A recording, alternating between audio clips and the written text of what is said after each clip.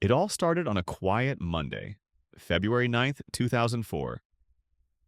Snow covered the roads in New Hampshire like any other winter afternoon, but something felt different. And in a few hours, a college student would vanish completely. And not just from her campus or from the roads, but from the world. My name is Matthew, and you're watching Someone Knows the Truth. Today, we go deep into one of the most confusing and talked about disappearances in the United States. And no, this is not just a cold case, though this is a story filled with strange decisions, missing information, and a phone that wouldn't stop sending signals even after she was gone. So take a deep breath. This is just the beginning. Maura Murray was 21 years old, an athletic, bright young woman. She was studying nursing at the University of Massachusetts Amherst. A runner, a cadet in the past. Known for being focused, private, and in some ways a mystery even before her disappearance. Her day started with a regular email to professors. She told them there had been a family emergency. But there was no emergency. Not yet. She packed up her dorm, took personal items, including her textbooks, withdrew almost all the money in her account, $280, and bought alcohol from a nearby store. Then she got in her black 1996 Saturn sedan and drove north. Hours later, she'd crash her car on a dark road in Haverhill, New Hampshire. And then she was gone. Just like that. But to understand what happened that day, we need to go a little further back. Because the story of Maura Murray didn't start with a crash. It started with something else. Just a few days before, Maura had been working at her on-campus security job. But something happened that night. A phone call, long, emotional. She was visibly shaken afterward. When her supervisor asked what was wrong, Maura only whispered one thing. "My sister." But her sister later said they hadn't spoken. So who was she really talking to? A moment of silence. Then we continue. 2 days after that call, Maura's father came to town. They went car shopping. They stayed in a motel. And that same night, Maura crashed his Toyota. No one was hurt, but something felt off. Why was she driving late at night? Why was she using her dad's car alone? Why did she tell the insurance it happened in a different spot? Now, here's your moment to get involved. What do you think Maura was planning in those days? Write it below. Seriously, I read all the comments. Now let's go back to the timeline. Before we continue, if you're the kind of person who pays attention to detail, if you like connecting the dots and spotting what others miss, then this channel is for you. Leave a like to support this kind of content, subscribe for upcoming episodes, and let me know in the comments. What do you already know about Maura Murray? And what do you believe happened to her? Let's continue. On Monday afternoon, she emailed her professors. She said there had been a death in the family, that she'd be away for a week, but there was no death. Her family was fine. So, why lie? Then she called the owner of a condominium in Bartlett, New Hampshire, a place she'd stayed with her family before. She didn't book anything, just asked a few questions, and hung up. Around 4 p.m., she drove to a nearby ATM. Surveillance footage shows her alone, withdrawing money. Then she walked into a liquor store. Then she left. No one saw her again. Until 7:27 p.m., a woman in Haverhill, New Hampshire called the police. There was a car accident outside her house. A black Saturn was in a ditch. The driver? Gone. Another neighbor said he spoke with a young woman. She was calm, not injured. Said she already called for help. But there were no calls made from her phone. None. By the time police arrived, she was gone. And that's where the mystery truly begins. The crash was real. The car was damaged, the airbag deployed, the front windshield cracked. But Maura was no longer there. Police arrived within 7 minutes of the 911 call. No footprints leading into the woods, no blood, no signs of a struggle. her wallet, cell phone, and keys gone. Her car was locked. Inside the Saturn, officers found a few things: a box of wine that had leaked in the back seat, some maps of New Hampshire, and a printed email to Maura from her boyfriend. But she was gone, and that would be confusing enough. Except her phone wasn't silent. Not yet. Here's where the case starts to twist. Because after the crash, Maura's phone continued sending signals to towers nearby. Between 8 p.m. and midnight, her phone pinged local towers twice. That means it was on, and either she was alive and moving, or someone else had the phone. What do you think that means? Did she leave the area on foot? Was someone else holding the phone? Comment below what theory makes more sense to you. We'll keep moving. The next morning, Maura was officially reported missing. By 12:30 p.m., her car was towed. The police treated it as an abandoned vehicle, not a potential crime scene. Her family wasn't even notified until almost 24 hours later. By then, any evidence near the car was gone. Meanwhile, Maura's boyfriend began receiving strange phone calls. Silent calls. Breathing on the other side. Then, hang-ups. He said it felt like someone was listening. Watching. But no number could be traced, and no voice ever spoke. Creepy? Yes, provable number. Still, it added to the fear. The feeling that Maura hadn't just disappeared. Something or someone had taken control. Back at school, things were just as strange. Her dorm was untouched, bed made, laptop closed, but the note from her professors was still on her desk. That means she didn't plan to return. Let's stop here and think. No sign of struggle, no message of goodbye. A crash, a vanishing, and a phone that kept breathing in the dark. Could she have run away? Or was someone helping her escape? People began speculating fast. Was she trying to start a new life? Was she pregnant? Was she scared of someone? Her internet search history didn't help. She had looked up directions to the White Mountains and how to rent a condo in a remote town, but also how to survive in the wilderness and how alcohol affects the body. Was she planning a trip, an escape, or worse, at something final? If you were investigating this case, what detail would you focus on? The phone calls, the crash, her emails? Drop your theory in the comments and keep watching, because we're only getting started. 5 days passed, no sightings, no leads, and then another signal. At 2:25 a.m., Maura's voicemail was accessed. Her password was used. From where? Nobody knows. This was the last confirmed activity on her phone. And after that, total silence. No phone pings, no ATM activity, no ID use, no credit card swipe, nothing. It's like Maura stepped into the woods, and the earth swallowed her whole. A young woman disappears after a crash. There are no witnesses, no clear signs of foul play, and no confirmed sightings after the incident. That kind of case doesn't just create worry, it creates theories, lots of them. And in Maura's case, the speculation began immediately. From her family, the media, the police, and eventually the internet. Some theories were hopeful, some were dark, and some just strange. Let's go through them, one by one. Theory 1. She ran away. This was the first official theory by local police. They believed Maura simply walked away from her life. Maybe to escape pressure. Maybe to start over. After all, she had cleaned out her dorm. She had taken out almost all her cash. She'd lied to her professors about a fake emergency. And she'd packed personal belongings, including birth control pills and textbooks. Everything pointed to planning, but here's the problem. Maura left behind her credit cards, her phone, her ID. If she wanted to disappear on purpose, why would she abandon the very things she'd need to survive? Some people believe she met someone who picked her up after the crash, maybe someone she trusted. Do you think she planned this? Let me know in the comments. Now let's move on to Theory 2. Theory 2.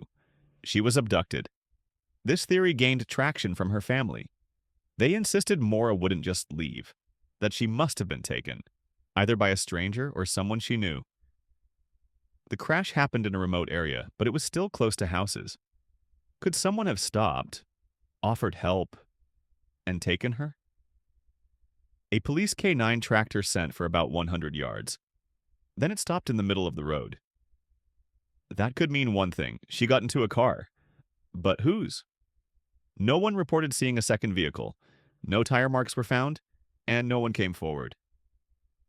Still, the idea that someone took her remains one of the strongest theories even today, especially because no other explanation fully makes sense.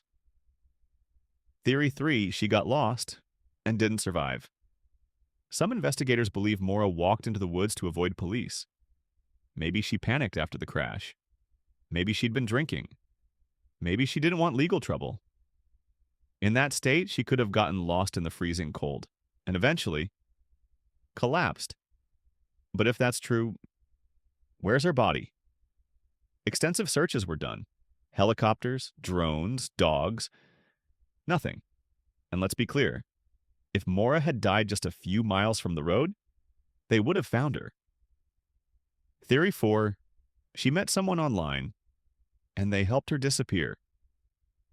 Some people believe Maura had a secret online relationship, that she had been planning an escape for weeks, maybe months, and that someone picked her up that night. Sounds like a movie? Maybe, but there's no digital trail.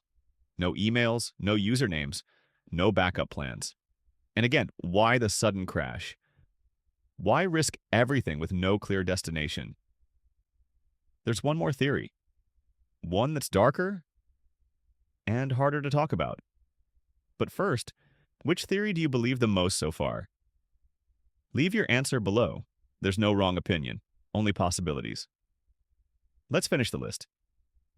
Theory 5, she was targeted. A less common, but growing theory is that Maura was the victim of a planned action. That someone knew her route, her patterns, and waited for the right moment. Maybe they staged the crash. Maybe they followed her. Maybe the accident wasn't random at all. Too far-fetched? Maybe. But remember this. No other person has gone missing in that exact area before or after. And nothing about the scene made sense.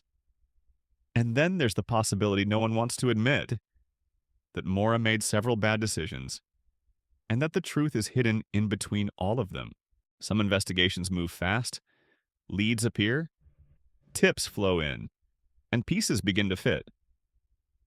But this case, every clue just stopped. Each thread unraveled. Each possible answer ended in silence. Let's go through the most talked about clues in Maura's case. The ones that made headlines, filled forums, and still leave people asking, why didn't that lead anywhere? Clue 1. The rag in the tailpipe. When police arrived at Maura's car, they noticed something strange. A white rag had been stuffed into the Saturn's exhaust pipe. That's not normal. Not after a crash, not ever. Some believed it was an attempt to stall the car. Others thought it was a safety trick. A method Maura's father once taught her to prevent smoke from drawing police attention if the engine failed. But here's the issue. The car had already crashed. The engine wasn't running. So, when exactly was that rag placed there? Before the crash? After? By Maura? Or someone else? No fingerprints, no DNA, nothing. And the rag? Collected, and never discussed in detail again. Clue 2, her packed belongings. Maura brought some unusual items on her drive. Toiletries, textbooks, even her favorite stuffed animal. But she left behind many essentials. No winter gear, no proper food. And as we said earlier, no wallet or ID. If she planned a trip, even just for the night, she didn't pack like it. That made investigators ask, was she rushing? Or was this drive impulsive? Clue 3, her ATM and liquor store footage. Both videos, released much later, showed her alone. Calm, focused. She withdrew cash. She bought alcohol. She showed no signs of panic. It's as if she knew where she was going, but no one knows where that was. And what happened to the bottles of alcohol?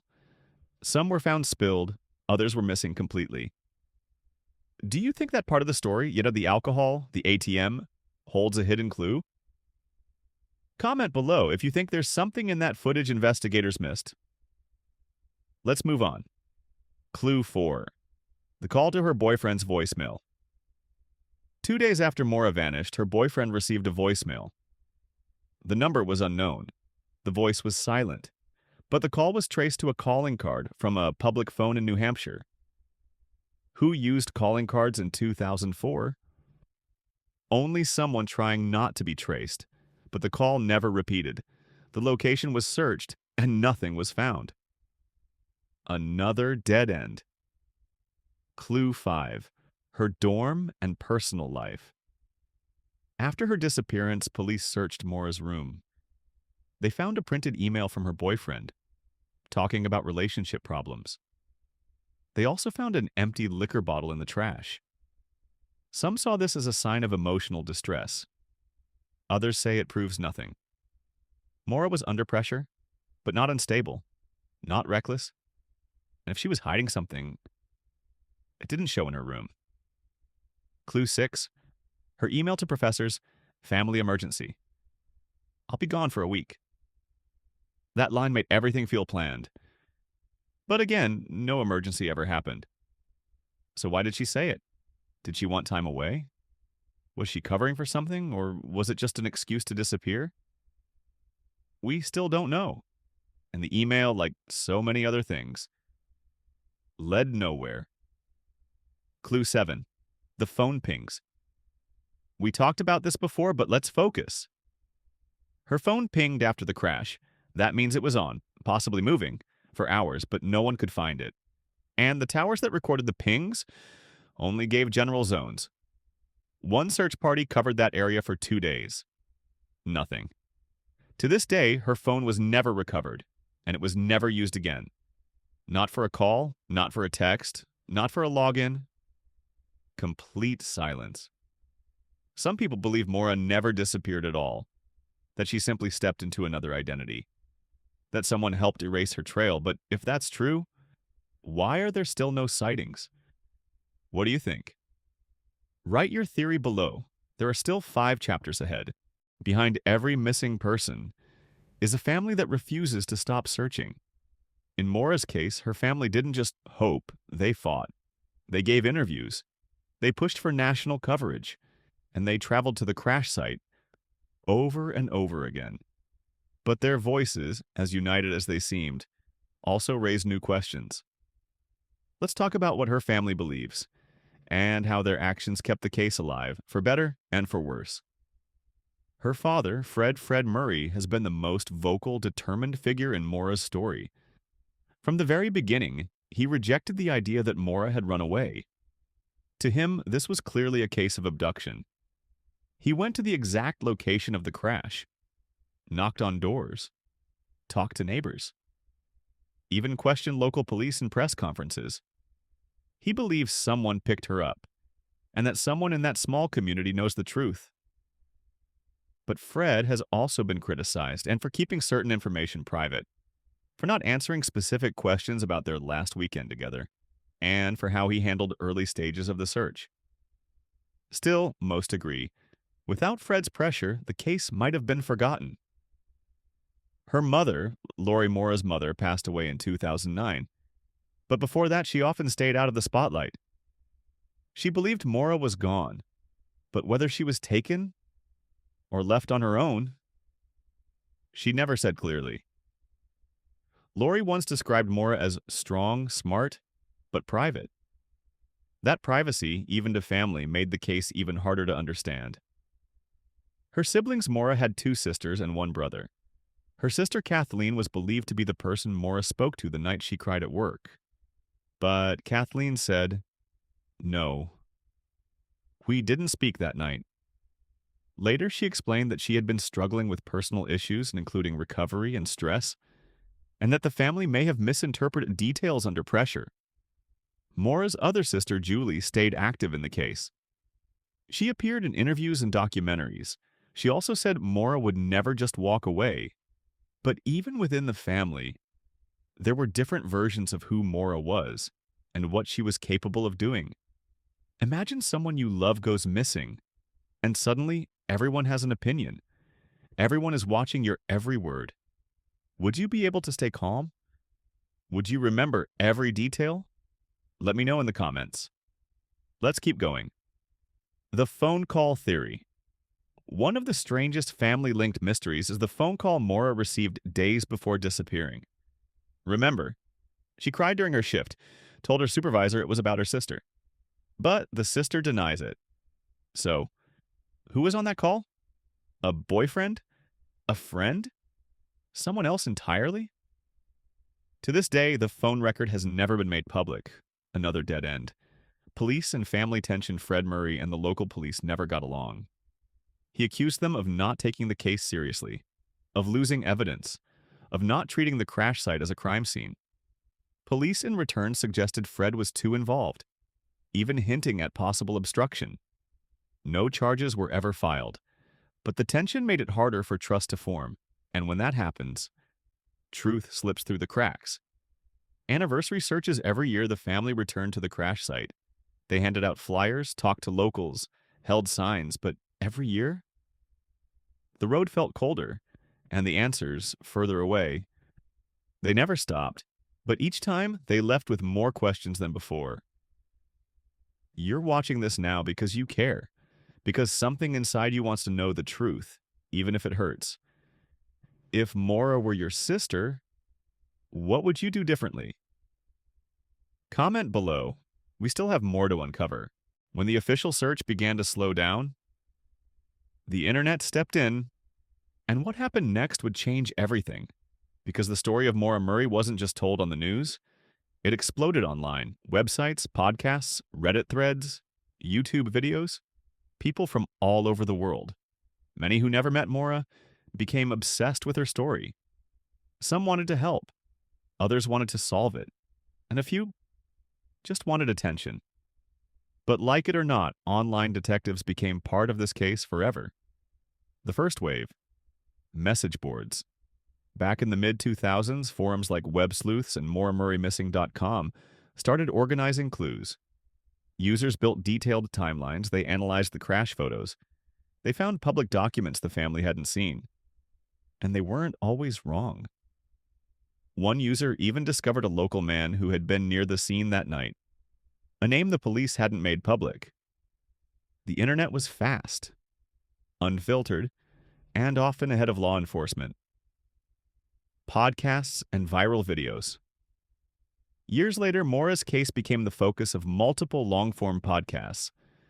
One of the most famous was Missing Maura Murray, a series that interviewed friends, family, and even critics. It reignited interest, but it also brought drama. People began accusing each other. Private lives were made public. New theories flooded in, like some with zero evidence. And while the podcast aimed to help, some felt it turned Maura's case into entertainment. What do you think about online investigations? Can they help solve real cases, or do they just add noise? Share your view in the comments. We'll keep going. Reddit, deep dives, and rabbit holes. Reddit became home to some of the most in-depth analysis of the case. Timelines accurate to the minute. Maps with possible escape routes. Even drone images of the woods around the crash site. But as detailed as the research got, many threads fell into speculation. Users argued over what Maura was wearing, if the wine bottle was planted, if the rag in the tailpipe meant sabotage. And with every new comment, the case got more tangled. The dangers of public theories. Some internet users began naming suspects. Publicly, neighbors, locals, even members of Maura's family. Accusations flew, photos were posted, phone numbers leaked. This led to real-world consequences. People were harassed, businesses were affected, and none of it led to a real break in the case. Which raises a hard question. Where's the line between help and harm? Anonymous tips, real or fake? Online forums also brought in anonymous tips. People claimed they had seen Maura, that she was living under a new identity. One tip even said she had been taken abroad, but none could be verified, and many were proven false. Still, investigators had to chase them all, which wasted time and drained resources. It's a pattern seen in many cold cases. Too many voices, not enough facts. Many reflection para-engagement. One of the internet's greatest powers is connection, but its greatest weakness is noise. Do you think the internet helped or hurt this case overall? Let me know below. We're not done yet. The cycle of theories over time, theories would resurface in waves. Every time a podcast released a new episode, or someone shared a photo, a fresh Reddit post would appear. Same arguments, same speculation, same lack of answers. It created what some call the Maura Murray loop, an endless circle of people trying to solve the case, but getting stuck in the same places. Some progress, thanks to the internet, but not everything was negative.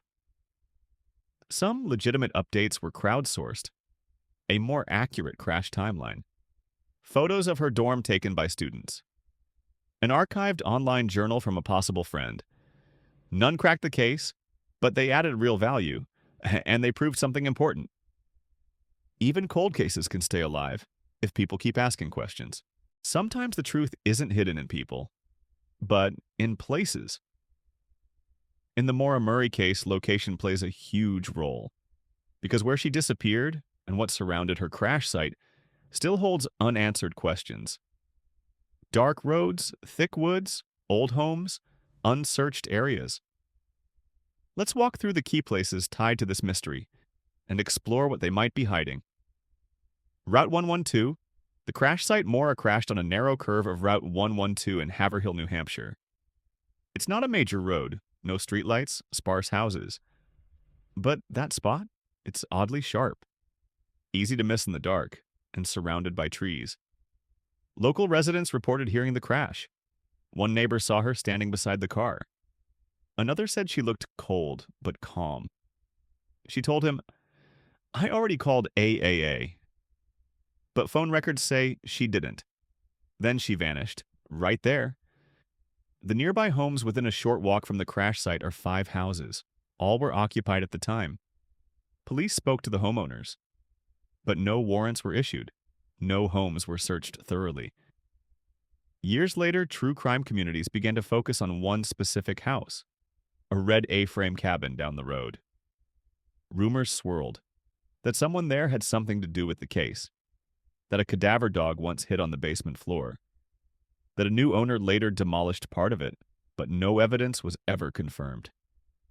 And the home remains part of the story, but never officially tied to Maura.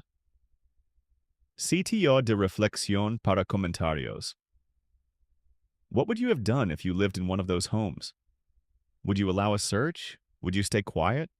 Or speak up? Tell me in the comments. Let's keep going. The surrounding woods. The area around Route 112 is forest. Dense, uneven, cold. Some believe Maura walked into those trees to hide, to think, or to disappear on purpose. But extensive searches were done. Helicopters with infrared, K9 units, volunteers. Nothing. No clothing, no phone, no footprints. Which raises a strange thought. If she entered the woods, then why did the dogs lose her scent on the road? The old logging roads north of the crash site, a network of abandoned logging trails still winds through the forest. They're not paved, they're not marked, but they're wide enough for a vehicle. If someone wanted to drive away unseen, those paths could have made it possible. Some locals believe that's exactly what happened. That Maura didn't run, she was driven out. But again, no camera, no witness, no proof. Just possibility. Motels and gas stations investigators later reviewed cameras from nearby gas stations and motels, looking for any sign Maura had stopped before the crash. but no confirmed footage of her was found. Either she never stopped, or the cameras didn't work, or the footage was erased. It's a chilling thought that in such a quiet region with so few options, no one saw her coming or going. Places never searched over the years. Many locations have been suggested but never fully searched. Abandoned buildings, wells and sheds near the road, private hunting camps, basements in older homes. Sometimes due to lack of warrants, sometimes because of private property laws, sometimes because people just moved on. But as long as those places remain untouched, so does part of the truth. Mini reflection para engagement. Sometimes the answer is a location, not a person, not a message, but a place. Waiting. What place in this story would you search first? Drop it in the comments. The crash site today. 2 decades later, the road looks the same. Locals still pass by, tourists leave flowers, and true crime fans take photos. But the mystery remains. Maura Murray disappeared at that curve. And ever since, the road has been known for what it hides, not what it shows. By now, you've followed every step, every clue, every theory. And yet, just like investigators, family, and online detectives, you still don't know what really happened to Maura Murray. Because this isn't a story with a clear ending. It's not fiction. There's no reveal, no confession, no last-minute twist. Just questions. And silence. So let's stop for a moment and ask the one thing most people forget. What was Maura running from? Or maybe, what was she running toward? She left behind her life, but didn't erase it.